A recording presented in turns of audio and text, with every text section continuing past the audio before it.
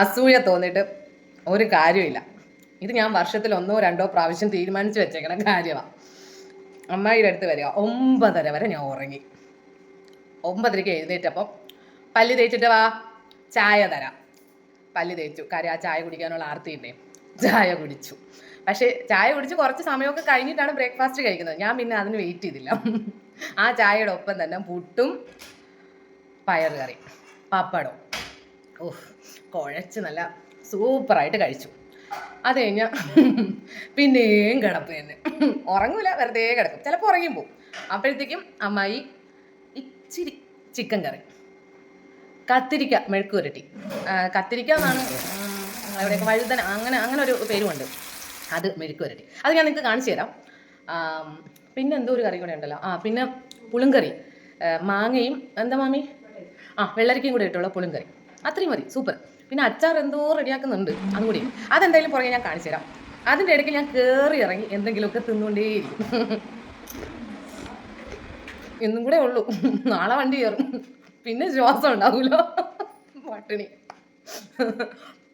ഒന്ന് കൊഴുത്തായിരിക്കും ഞാൻ എറണാകുളത്തേക്ക് എത്തുന്നത്. പിന്നെ എൻ്റെ വായു ഉണ്ടോയെന്ന് എനിക്കറിയത്തില്ല. അയ്യോ, കയറി ഇറങ്ങി ഇങ്ങനെ തിന്നും. അപ്പോൾ ഉച്ചയ്ക്കത്തെ ഭക്ഷണം എന്താണെന്ന് വെച്ചാൽ കാണിച്ചത്. അതും കൂടെ കഴിഞ്ഞിട്ട് നമുക്ക് അടുത്തയിലേക്ക് പോവാം.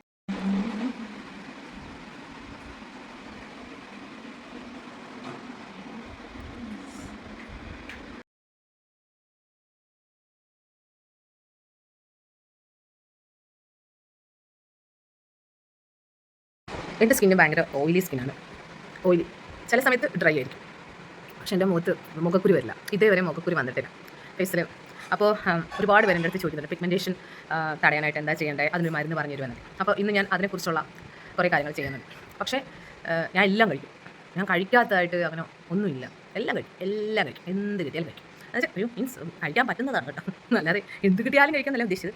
നമുക്ക് എന്താ പറയുക, ഇങ്ങോട്ട് ബുദ്ധിമുട്ടുണ്ടാക്കാത്ത അങ്ങോട്ടെല്ലാം കഴിക്കും. അങ്ങനെ ഞാൻ ഈ അടുത്തായിട്ട് കഴിക്കാതെ ഉള്ള ഒറ്റ സാധനം വെച്ചാൽ ഈ എന്തോ കുടലോ അതിനെന്താ പറയുക, കരളോ അങ്ങനെ എന്താണ്ടൊക്കെ സാധനങ്ങളില്ലേ ഈ മീറ്റിൽ, അങ്ങനെയുള്ള എന്താണ് സാധനങ്ങൾ മാത്രം. ബാക്കി എല്ലാം കഴിക്കും.